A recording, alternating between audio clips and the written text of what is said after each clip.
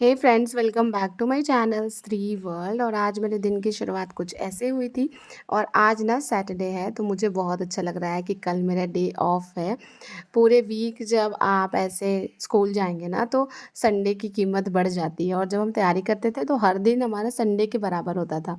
लेकिन अभी ना संडे को ज़्यादा वैल्यू आप देंगे।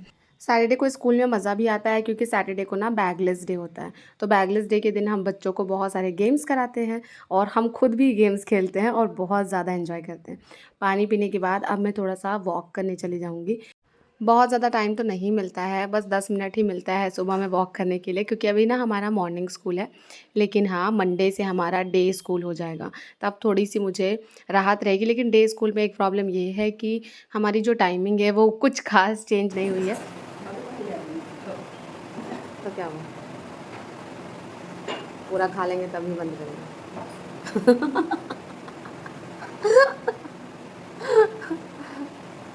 और यहाँ पर मैं अपने पौधे दिखा रही हूँ फ्रेंड्स आपको, जो मैंने कुछ महीने पहले लाए थे। अब देखिए कितने अच्छे अच्छे यहाँ पे फ्लावर्स खिले हुए हैं। और पता है, ये फ्लावर्स मुझे इतना ज़्यादा रिफ्रेशिंग वाइब्स देते हैं, मैं आपको क्या बताऊँ। मतलब इतनी गर्मी में जब इनको देखती हूँ ना तो मन को बहुत सुकून मिलता है। लगता है कि चलो कुछ तो है जिसको देख कर मतलब अच्छा फील हो रहा हो। अब मैं आ गई हूँ किचन में, और किचन में सबसे पहले मैं थोड़ा-सा क्लीनिंग कर लूँगी और उसके बाद अपने लिए चाय बनाऊँगी। और मैं आपको बता रही हूँ फ्रेंड्स, हमारे जो स्कूल की टाइमिंग है ना, वो बहुत ज़्यादा चेंज नहीं हुई है। मतलब पहले जो हमारी टाइमिंग थी स्कूल की वो थी 9 टू 5, सुबह 9 बजे से शाम के 5 बजे तक। और अभी जो हमारी न्यू टाइमिंग है वो है सुबह 9 बजे से शाम के साढ़े 4 बजे तक। बहुत लोग मतलब कभी-कभी कहते हैं कि प्राइवेट जॉब में ज़्यादा वर्कलोड होता है और पता नहीं क्या-क्या। लेकिन मैं आपको बता रही हूँ, आप एक बार गवर्नमेंट टीचर बन जाइए, फिर आप देखिएगा कि वर्कलोड क्या होता है। मतलब हमें बहुत कुछ कराना होता है।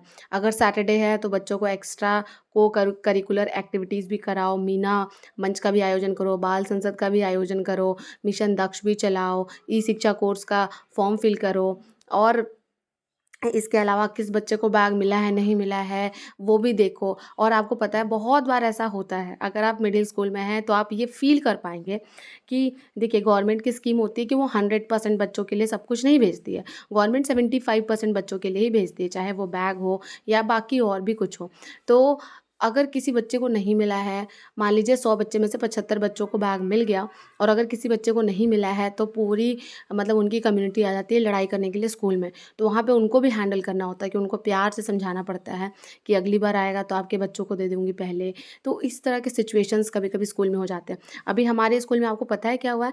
हमारे स्कूल में नई बोरिंग हुई है, तो लोगों ने ना उसका पाइप तोड़ दिया है। बच्चे क्या करेंगे, मतलब अगर क्लास में बल्ब लगाओगे, बल्ब तोड़ देंगे, बल्ब निकाल के लेकर चले जाएँगे। और जो वो होता है ना बोर्ड जहाँ पे स्विचेज़ लगे होते हैं, उसको मार के फोड़ देंगे। एक मैंने शॉर्ट्स डाला था तो बहुत लोग कमेंट कर रहे थे कि दी बच्चों को भी तो गर्मी लग रही होगी। लेकिन आपको पता है इसका रीज़न ना खुद बच्चे होते हैं और गाँव वाले होते हैं। वो क्या करते हैं ना कि स्कूल का तार बार-बार काट के हटा देते हैं ताकि टीचर्स परेशान हों। आप बताइए कि ऐसे में टीचर्स को पढ़ाना कितना मुश्किल हो जाता है, और उनको इससे कोई फ़र्क नहीं पड़ता। जो छोटे बच्चे रहते हैं ना वो धूप में, गर्मी में खेलते रहते हैं। अगर वो स्कूल नहीं आएँगे तो आप देखेंगे कि वो दिन भर बाहर खेलते रहते हैं। तो इसका रीज़न कहीं न कहीं बच्चे ही होते हैं, क्योंकि वो बहुत ज़्यादा परेशान करते हैं। मैं आपको बता रही हूँ, मैं अपनी स्कूटी लगाती हूँ ना, स्कूटी पर मतलब कभी उसका वो जो आईना मिरर होता है, वो घुमाया हुआ रहता है, कभी इंडिकेटर ऑन किया रहता है। मतलब मैं परेशान हो जाती हूँ। मुझे समझ नहीं आता कि कैसे इन लोगों से टैकल करूँ। तो यही बात है कि ये सारे ना डार्क रियलिटीज़ हैं एक गवर्नमेंट टीचर की। अच्छी चीज़ें तो मैं हमेशा बताती हूँ आपको, लेकिन आज मैं अदर साइड की भी स्टोरी सुना रही हूँ कि मतलब क्या होता है जब हम स्कूल में जाते हैं तो हम क्या-क्या चीज़ें फ़ेस करते हैं। कभी-कभी तो ऐसा होगा ना कि कुछ बच्चे इतने बदमाश होते हैं, वो नीचे से क्लासरूम में आप पढ़ाते रहो, वो नीचे से पत्थर फेंकेंगे ऊपर। आप सोचिए कि कितना इरिटेशन होता होगा वहाँ पे जाके, और वहाँ पे पढ़ाने में कितना गुस्सा आता होगा। मतलब कभी-कभी तो मैं एकदम फ्रस्ट्रेट हो जाती हूँ, सोचती हूँ क्यों करते हैं बच्चे ऐसा? आप उनको मार नहीं सकते, आप एक थप्पड़ मारोगे पूरा गाँव उठ के आ जाएगा आपसे लड़ाई करने के लिए। तो आप मार तो सकते नहीं हैं, गवर्नमेंट भी अलाउ नहीं करती है मारना। आप प्यार से समझाओगे, वो समझेंगे नहीं। तो मुझे कभी-कभी लगता है कि ये जो सरकारी स्कूल है ना और वहाँ के जो बच्चे, उनको डिसिप्लिन में लाना बहुत, मतलब डिसिप्लिन में लाने में बहुत बड़ा टाइम जो है वो लग जाएगा। मतलब 5 साल तो ज़रूर लगेंगे, तब वो कुछ डिसिप्लिन में रहना सीखेंगे। आपको पता है क्या होता है? बच्चे लंच के बाद उनको ना स्कूल में रोकना मुश्किल हो जाता है। जब वो लंच करते हैं ना तो हमें हर क्लास में ताला मारना पड़ता है ताकि बच्चे अपना कॉपी किताब लेकर भागे ना, नहीं तो क्या करते हैं खिड़की से कॉपी बुक नीचे फेंक देते हैं और अपने मतलब भाग जाते हैं। तो ये सारी चीज़ें हैं जो कि हमें मतलब फेस करनी पड़ती है फ्रेंड्स, और उसमें भी हम पढ़ाते हैं डेली। और कोई मतलब छोटा टाइम पीरियड नहीं है, आप सुबह 9 से शाम के 5 बजे तक काउंट कीजिए कितने घंटे होते हैं। हो गया, थैंक यू। उसका मेरा ना उलट दिए थे भैया, उसको सीधा कर दीजिए ना। सही है। आज भी किसी ने मेरी स्कूटी का मिरर जो है वो पूरा टेढ़ा-मेढ़ा कर दिया था, तो मुझे ना होंडा शोरूम जाना पड़ा। फिर वहाँ पे मैंने अपनी मिरर ठीक कराई और इसके बाद अब मैं वापस घर आ रही हूँ। और घर आते टाइम पे मैंने देखा कि यहाँ पे रेलवे क्रॉसिंग में बैरियर लगा हुआ है, तो अभी ट्रेन का हम इंतज़ार कर रहे हैं कि कब ट्रेन आएगी और कब बैरियर खुलेगा और मैं अपने घर पहुँचूँगी। कभी-कभी आप ये भी कमेंट करते हो कि दीदी बच्चों के पास स्कूल ड्रेस नहीं है, तो देखिए सरकार ना सभी बच्चों को ऑनलाइन हर साल स्कूल ड्रेस के पैसे देती है, पर जो बच्चे हैं वो ख़रीदते नहीं हैं, उनके मम्मी-पापा उस पैसे को किसी और चीज़ में यूज़ कर लेते हैं। और सरकार बच्चों को हर कुछ देती है, कॉपी किताब देती है, खाना देती है, बैग देती है, इसके अलावा स्कूल ड्रेस के पैसे देती है। लेकिन पेरेंट्स अगर जागरूक नहीं है ना, तो आप ज़्यादा चेंज ला नहीं पाएँगे सोसाइटी में।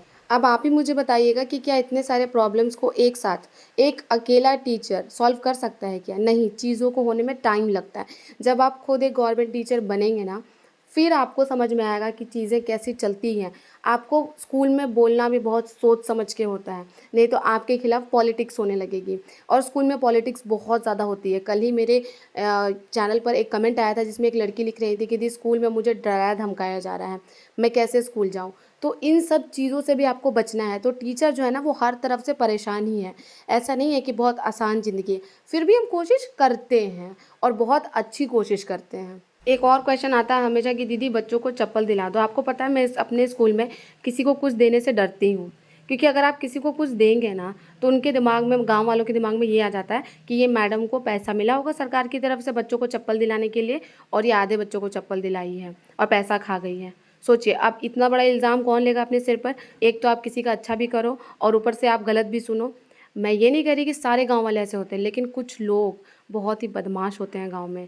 मतलब वो आपको आते जाते टोकेंगे भी। मतलब मुझे लगता है कि गाँव वाले ना पुलिस की तरह होते हैं टीचर्स की। वो टीचर्स की वो क्या कहते हैं जासूसी करते हैं बहुत ज़्यादा। तो यही मैं आपको कह रही हूँ कि मतलब ऐसा नहीं है कि सरकारी टीचर जाके बस बैठा हुआ रहता है भाई, वो बहुत तरह की समस्याओं से जूझ रहा होता है और उसके बाद भी काम करता है और पढ़ाता है। स्पेशली मैं बीपीएससी टीचर्स को कहूँगी कि जो बीपीएससी टीचर्स हैं उनको बोलने की ज़रूरत नहीं पड़ती है कि आप क्लास में जाइए, हम सब खुद जाते हैं क्लास में और पढ़ाते हैं। और जिस स्कूल में मैं पढ़ाती हूँ वहाँ पर एक ऐसी घटना हुई है ना कि शायद आपको बता दूँगी तो आपका दिल दहल जाएगा। उसको मैं किसी और वीडियो में बताऊँगी।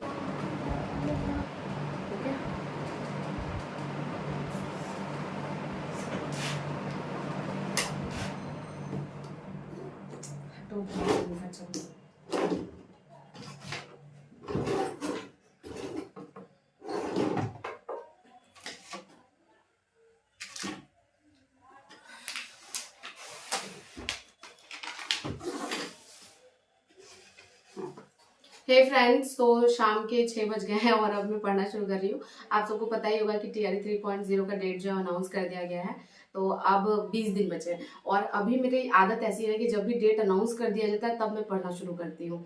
मतलब लास्ट टाइम भी जब डेट आ गए थे कि अब एग्जाम होने वाला है तब मैंने पढ़ना शुरू किया था, क्योंकि ऑब्वियसली स्कूल जब जाते हैं तो इतना ज़्यादा मैं थक जाती हूँ कि अभी गर्मी भी है, ऊपर से थकान भी ज़्यादा हो जाती है गर्मी की वजह से, काम भी बहुत सारा होता है स्कूल की वजह से ना। जैसे अभी हमें ई शिक्षा कोर्स का फॉर्म फिल करना होता है, तो हम कभी कभी घर भी ले आते हैं वो सब करने के लिए, क्योंकि स्कूल में टाइम तो मिलता नहीं है। और इसके अलावा और भी 10 तरह के काम है, 10 तरह की चीज़ें होती हैं। स्कूल जाने के बाद इंसान ना 1 मिनट बैठ नहीं सकता है, तो वहाँ पर इतना ज़्यादा मैं थक जाती हूँ कि घर आने के बाद मेरे अंदर एनर्जी नहीं बचती कि मैं पढ़ाई करूँ। लेकिन फिर भी अब मैं कोशिश कर रही हूँ कि 20 दिन अच्छे से पढ़ लिया जाए, तभी तो टीआरई 3 में अच्छा परफॉर्म कर पाऊँगी, अदरवाइज़ तो मुश्किल है। तो खैर चलिए, अभी मैं अपना स्नैक्स एंजॉय करूँगी और फिर मैं पढ़ाई शुरू कर दूँगी। और ऑफ कोर्स शुरुआत में इस बार ना ये से कर रही हूँ, ज्योग्राफी से कर रही हूँ।